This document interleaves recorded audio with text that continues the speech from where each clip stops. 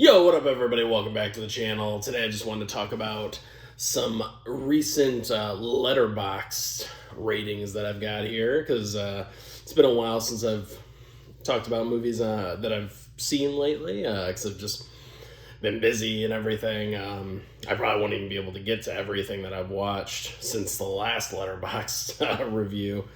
But I figured I'd talk about at least these movies that I've seen in the theater recently. Thought that might be fun. And I guess I'll just go back to April 18th when I saw Sinners in the theater.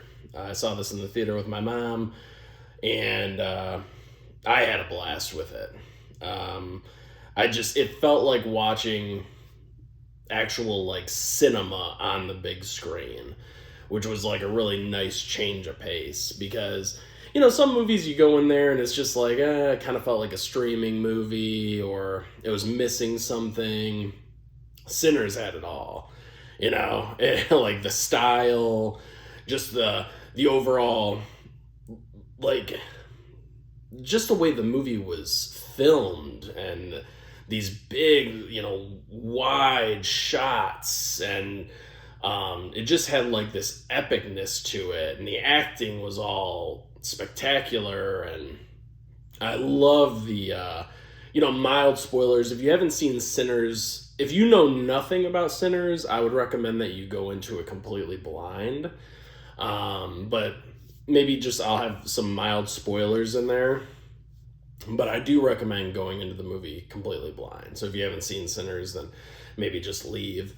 But the movie is about vampires. It's the first half of the film is kind of like a gangster movie, and then the second half turns into more of like the vampire horror, that of course we all love and stuff. But I preferred the first half of Sinners to the back half.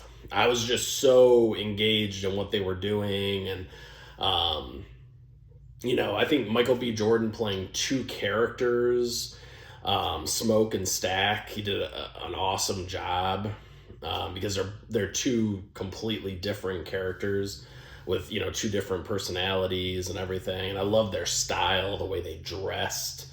They were so cool looking. I love their hats too, just everything. But yeah, I my only like really, because I could go on and on talking about this movie because there's definitely a lot there. There's a lot of, it kind of plays out like a musical, kind of, in a way. It does have like this musical, because it really is all about the music and kind of like how it makes you feel and how it can like take you back to the past, sometimes transport you into the future. And it's something like, music is something that we can all kind of bond over.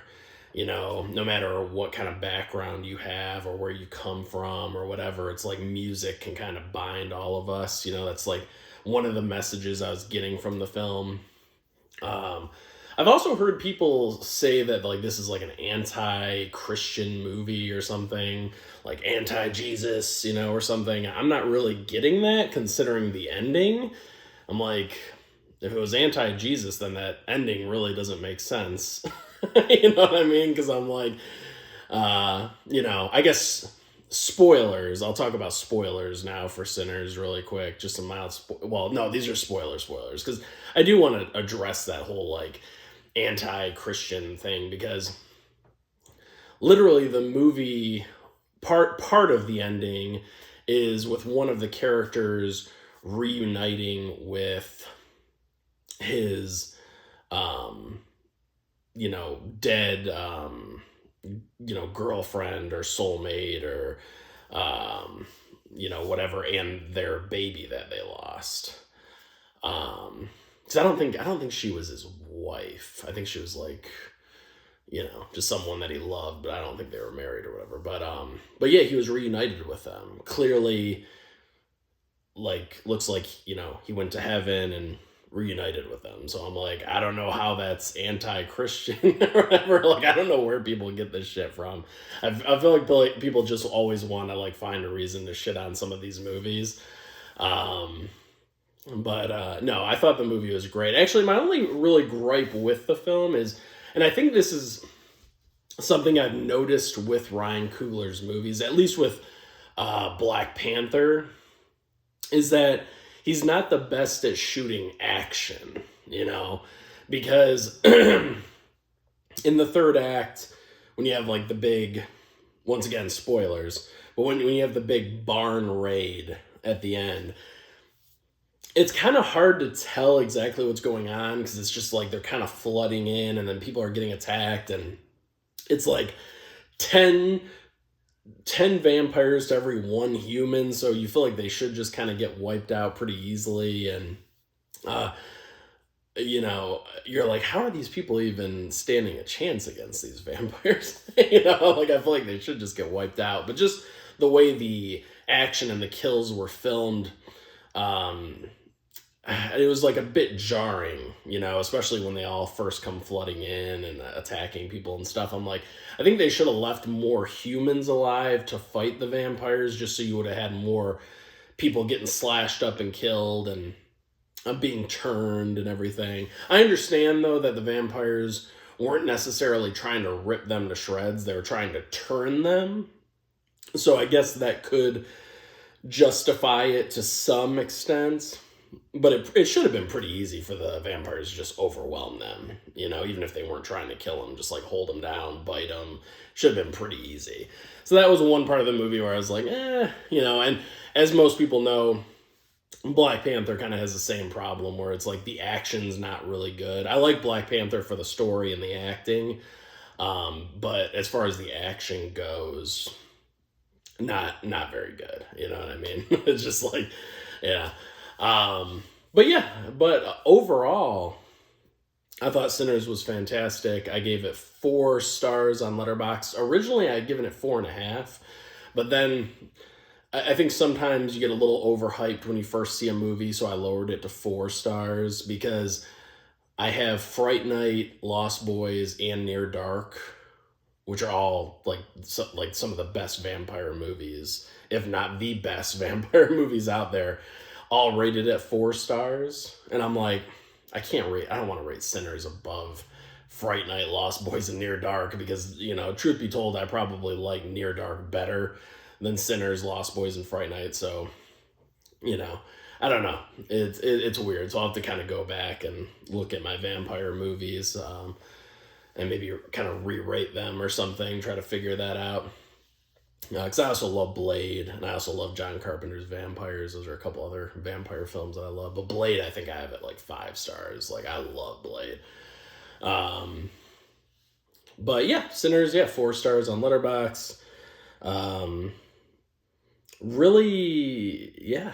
I mean, just such an awesome movie, Really, really enjoyed that one. Next, we have The Legend of Ochi, which I actually saw this one with my girlfriend Allie at the theater. We watched it together, and this movie kind of felt like a little bit of, like the creature itself, because The Legend of Ochi, just to give you guys a quick, because I don't even know if you guys know what this movie is at all. So, in a remote village of the island of Carpathia, a shy farm girl named Yuri is raised to fear an elusive animal species known as Ochi.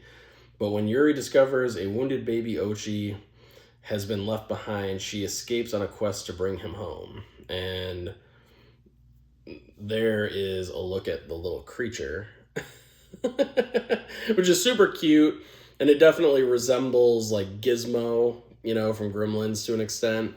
I feel like this is kind of your typical like E.T. story kind of a thing, she finds this cute little baby creature, and then she's kind of like trying to just bring it home, and they go on like a little adventure, and she grows more and more attached to the little guy and stuff. You've seen this type of storyline before, so it didn't really feel like anything innovative in that way, but I loved the cinematography, like the landscapes. There's beautiful landscapes, and Um, just the like animatronic and puppet work that was used for the creatures as well was great. They didn't rely on like CGI or anything. They actually used puppets and animatronics and practical effects.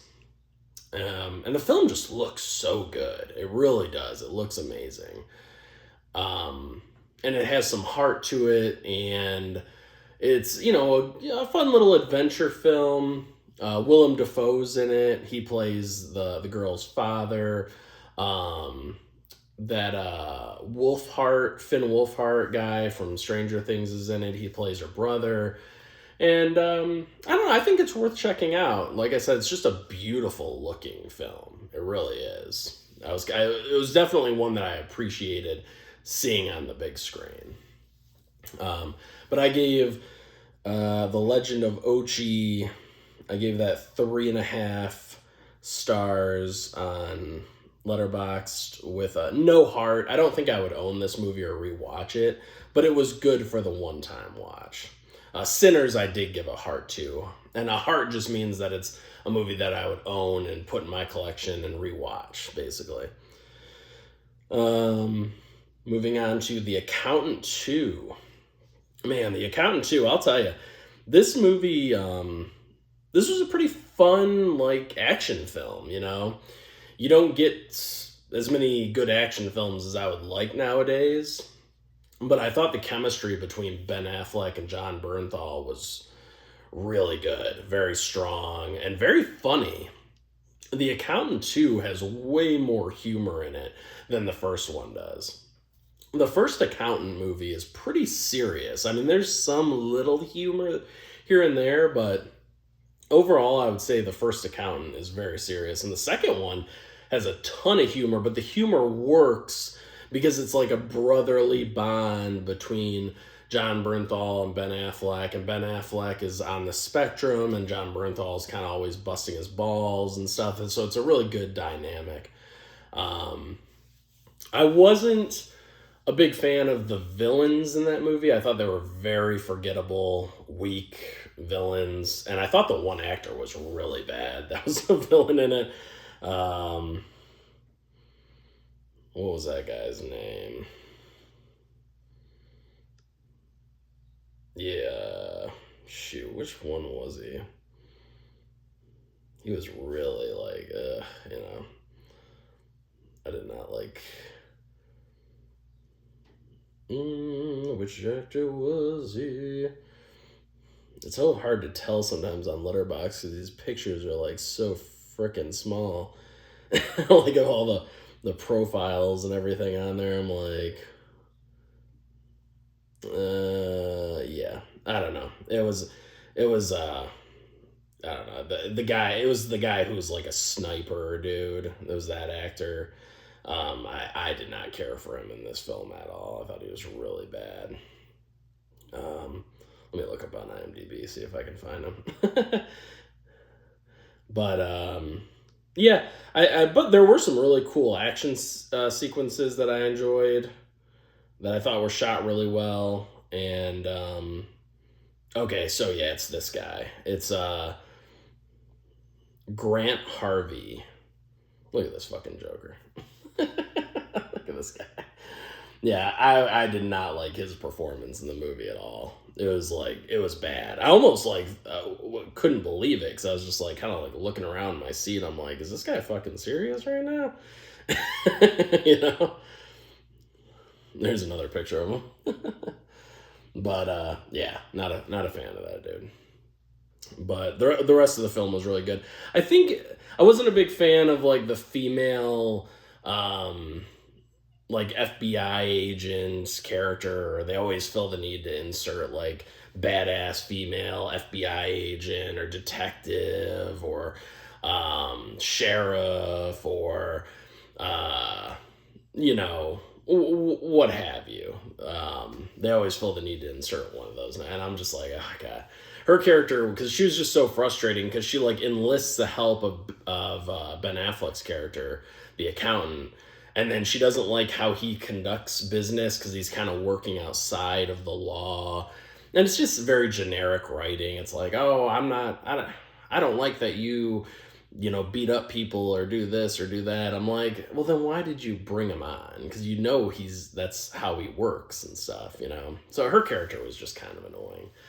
Um, but still, overall, I think the movie was good just for the action, for Ben Affleck and John Bernthal and their chemistry, especially that bar scene. That was hilarious, really funny. Or when they're sitting on top of like the RV and they're having their conversation and stuff. That was all great. So it's worth checking out. And definitely watch the First Accountant movie first if you haven't seen it.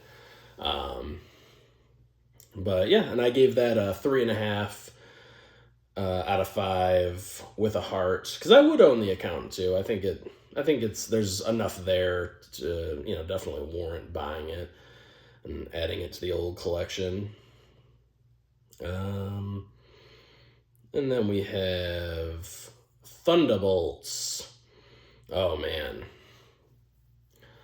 Thunderbolt, and just so people, it just when I talk about like the badass female agents that they put in these movies, like another good example is that that movie with what was it, Flight Risk with Mark Wahlberg, and you got the badass female chick in that who's like a U.S. Marshal or something, and like that's like another example. And they put him in a lot of these action movies. The Beekeeper had a badass female, like FBI agent or detective or whatever.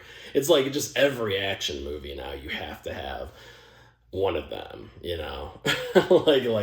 like this tough as nails, strong woman that can kick the shit out of like 300-pound dudes or whatever, and like all these action movies now. And I'm just like, I always roll my eyes. I'm like, because her character really wasn't even needed in The Accountant too. I'm like, you could have just wrote her out and just had Ben Affleck and John Bernthal, and you could have just wrote out that character almost entirely. I mean, for Christ's sakes, there's mild spoilers, but there's a scene in The Accountant too where she literally, the bad guy that's going around is a sniper, and she brings in this witness that she wants to basically, she basically wants him to identify who like the killer is or whatever, and she wants him to testify basically, and she takes him into this room where the curtains, like it's like these big ass, it's like this big ass window, and she has like the blinds open all the way. And the main villain's a sniper, and you're in this big building with the blinds open all the way, and it's like, well, what do you think's gonna happen? It's so stupid. I'm like, Jesus, that like it's dumb writing like that where I'm just like rolling my eyes. But anyway, all right. I could go on like a whole side tangent about just that alone. Anyway, yeah, going on to Thunderbolts. This was a Marvel film that, man, I'll tell you, I had a great time in the theater with Thunderbolts. Once it started a little slow, I'd say like the first like 10 minutes or so was a little like, it's like okay, But once the gang got together, and started kicking ass and doing their thing, that's when I really loved Thunderbolts. I was like, oh man, this is good, because they're back and forth, their banter was all great. Mild spoilers again, but when they're working together to go up that like ventilation shaft and all that, I loved it. That was a good little bonding moment. Getting to see them use their powers and fight and shoot their guns and use their weapons was all really cool too. But I felt like Thunderbolts was one of those films that, as it progressed, it got like better and better and better. Because I loved the third act. I loved how it ended. It used like a strong, emotional, like heartfelt kind of, kind of way to defeat the villain, basically. And I love it when movies do that. Because we've seen Marvel and DC movies where they use brute force to just beat down the bad guy. So I like it when they can kind of add like more of a psychological element to it. And Lewis Pullman just killed it in this movie. I mean, that actor, He was also in The Strangers Pray at Night. He played the brother. And that actor's just been kicking so much ass for me, man. I just like everything I see him in. I'm like, this guy can do no wrong, with his acting and everything. But the whole cast, I thought was really good. But Lewis Pullman was definitely the standout, I would say. But you had Sebastian Stan playing Bucky Barnes. He was back. He didn't have like a ton to do, but he was cool. He was cool. Like when he shows up for like his first big action sequence, you're like, oh yeah, let's go. Because like mild spoilers again, but he arrives on like a motorcycle and he's looking really cool. So love that. Julia Louis-Dreyfus is like kind of your typical politician villain. I wasn't a big fan of her character, but she did what she needed to do. You know what I mean, for that role. Lewis Pullman, I already talked about. David Harbour. I thought David Harbour actually brought the perfect amount of comedy. He was a bit much in Black Widow, from what I remember. It was a little bit too much, but I feel like in this movie, it was like the perfect amount of humor. Wyatt Russell, fantastic. Love Wyatt Russell as John Walker. He's so good. I really just want a whole movie for his character because I love the idea of a Captain America who isn't perfect. Sometimes he bends or twists the law or the rules to do what he needs to do. And I love characters like that have a little bit of edge to them, a little bit of a dark past. So he was fantastic. You got Hannah John Kamen as Ava Starr. So she was a ghost. And I thought she was a badass in this. I really liked her powers, and stuff, how she can like move in and out of the walls and kind of turn invisible. And I liked her action sequences, but she didn't really get much character development, so that was kind of a shame. A bit of a missed opportunity, I would say. And I think that's it for the main cast. Except for Florence Pugh, of course. Yeah, I was saving her for last. Florence Pugh, awesome in this, because this is how you do a female like action star, or whatever, like because she's like a female assassin kind of thing. This is how you do it right, because she's not perfect. She has a lot of flaws. She has a bit of a drinking problem. She feels bad about all the people that she's killed over the years. Her past is catching up with her. She's traumatized from an event from her childhood. Like there's a lot of emotional things going on, a lot of intellectual like mind fuckery going on. And I love that because she's more of a complex character. Instead of just, oh, she's an awesome female fighter and da, da, da, da. Like, it's like, no, there's a lot more there. And I really appreciated what they did with her character and her backstory, and then how that kind of ties back around with Lewis Pullman's character, with the emotions and the heart and everything. And for me, if you want to do a Marvel movie right, you got to have great action, heart, and comedy. And I feel like Thunderbolts had all three. So I gave that 4 stars and a heart. Definitely one of the best Marvel movies that I've seen in a long time.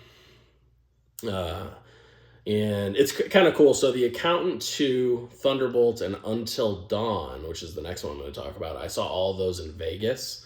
I got to see The Accountant 2 and Thunderbolts with my parents in Vegas, which was really cool, especially because my dad hasn't seen a movie in the theater since John Wick Chapter 3. So it was really awesome being able to see those with them. And my parents both loved The Accountant. My dad wasn't as big of a Thunderbolts fan because he doesn't really watch the Marvel movies. So he was a little like, kind of lost or whatever, like, because he just doesn't know any of these characters. He doesn't really watch those films. But my mom loved it. And my mom also really likes Sinners a lot too. She had a great time with that, and then Until Dawn, my mom and I saw that in Vegas together. My dad didn't really want to watch that one, so he sat that one out. But Until Dawn, I thought this movie, because it was getting terrible reviews. And I know it's based off of a video game, which I know nothing about. What I'll say about Until Dawn is that the characters are all pretty weak, very generic characters. I didn't like the writing for them. They just felt like I could have written them. You know what I mean? They're, just super simple characters. There's just not really much there. But what I'll say about Until Dawn that they got right is, like, I was shocked by the amount of practical effects that they used for, like, the carnage and the bloodshed and the gore. I was like, holy fuck, they're using a lot of awesome practical effects in this movie. Good for them. And I like the set designs. I like the creature designs. There was a lot to like about the movie, but it's just the characters were so generic. But I do still encourage people to check out Until Dawn. Go into it blind. Don't watch a million hate reviews. Just go in and watch it. And just give it a shot. But I gave it a 2.5 with no heart. It's not a movie I would own or rewatch again, but I appreciated the effort that went into the actual horror vibes of it, because it was rated R. They got the gore right, the practical effects, the, like, set designs, and, like, just kind of the creature designs and all that stuff. Plus the scene, without spoiling, but where they're drinking the water and what happens afterwards, that was all great and pretty funny, actually, too. But yeah, Until Dawn was okay. Like I said, I don't play the video game, though, or anything like that, but I appreciated it for that part, at least. And then last but certainly not least, Final Destination Bloodlines. My mom and I watched that one. We watch a lot of movies together. And that was just so much fun. We had such a fun time at the theater.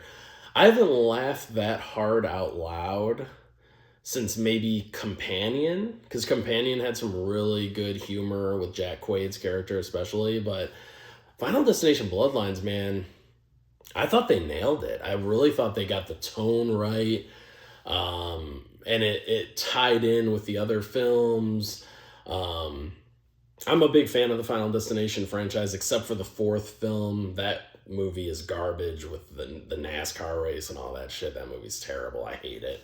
But 1, 2, 3, 5, and then this movie, Bloodlines, all fantastic. I have my, faults with them, and stuff, but still, I think for what they're trying to give you, I think they're great movies. Like, it was funny because I was reading a review today on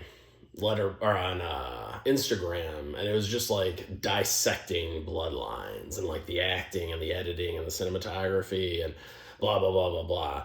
And I'm just like, Jesus Christ, you guys, like, this dude's taking the movie way too fucking seriously. I'm like, man, this is not Citizen Kane, you know what I mean, or Seven Samurai. This is fucking Final Destination 6. I mean. And with a name like Bloodlines, it should be shit. Because Pet Sematary Bloodlines was garbage. But no, it was really funny. I mean, there were some genuinely, like, laugh out loud moments in Bloodlines, in Final Destination Bloodlines. Like, I was just dying. I was in tears laughing. There were, like, some really funny parts. But I won't spoil that here, because I know this movie's super fresh and new. It's only been out for like a week. But the kills are all, I think, pretty good. I keep hearing a lot of people saying it's very CGI heavy, a lot of CGI stuff. And I'm like, well, yeah, but ever since, I would say, the third film forward, they do rely on a lot of CGI. Like, the first two films used the most practical effects. Then 3 is when they started to introduce more CGI. Not all CGI, but more CGI. And then 4 and 5, heavy CGI. And then the 6th movie, heavy CGI. But I guess I'm just used to it now with the franchise. I've just kind of come to expect it. And it's just kind of like splatter horror, if you will. Just blood and guts, and I don't know. I guess I just don't take it seriously enough to care. I prefer practical effects, obviously, but I feel like the first two movies take themselves a lot more seriously, And then the next installments kind of feel like they have like a mix of like dark comedy with the over the top gore and stuff. So I guess it doesn't bother me as much that it's CGI because it's just kind of fun anyway. Um, but I keep hearing people bitching like crazy about the CGI blood and the CGI effects and stuff. And like I said, I hate CGI blood, especially. I do. But I'm like, can we just not like, can we not just have a good time with Final Destination 6 for fuck's sakes? I mean, do we really have to like pick this thing apart? You know, I thought the opening sequence, like the premonition scene, was done super well. Breck Basinger, she nailed it. I could have watched a whole movie just set in that like time period and everything, like what they did at the beginning of the movie. The whole thing could have been that, and I would have been happy. But I loved it, and her relationship with the guy that she was with in that shoe at the beginning, perfect. Um, and then you get kind of like like a mild spoilers, but there's kind of like I said, there's kind of like a flash forward after like that opening premonition, and then you're introduced to like your main cast, and the people that stuck out the most in this film to me are, what is his name? Richard Harmon. So good, dude. Richard Harmon is fucking amazing in this movie. So funny. He's the one with all the tattoos and the piercings. Very charismatic, charming. I just, I just want this guy in more movies. I really do. And then I really liked Owen Patrick Joyner as Bobby. I thought he was great too. Very endearing, sweet character, but funny. Has some really funny moments. And then the rest of the cast, you got Caitlin Santa Joanna and Tio Briones. They're like brother and sister in the movie. I thought they did a good job. Kind of generic characters in a way. Kind of feels like the typical writing for like your hero characters. A little bit too on the nose, but they were serviceable. They did a good job, you know. Raya Kilstedt, who's like the mom. You got Anna Lore. Breck Basinger, like I said, she killed it. You know, Breck Basinger and Richard Harmon are definitely the standouts. Of course, you have Tony Todd. Rest in peace. I love Tony Todd. You know, he had a great, cameo in this film that was filled with a lot of heart. Like the dialogue that he gave and everything. It was just so meaningful and a perfect send off for that character. I'm gonna really miss Tony Todd because I loved him in this franchise, and also obviously as Candyman, and even in Hellfest, and so many other movies. Obviously Hatchet. I mean, he's been in a million things. But I'll definitely miss him. He's a great actor. I still feel like, I'm like, God, he should have had more starring roles where he was the lead. Because he's just such a presence. Very tall, wide shoulders, deep voice, like a bravado. Just an awesome dude. Really just a phenomenal actor. Kind of always gave me an impression like he was like a stage performer, with like how he acted, you know what I mean? He's just got so much gravitas and just so much presence to him. But yeah, this movie definitely sent him out very well. And yeah, rest in peace, Tony Todd. I'm definitely gonna miss him for sure. It's weird, he's only 69 years old, not even really that old or anything.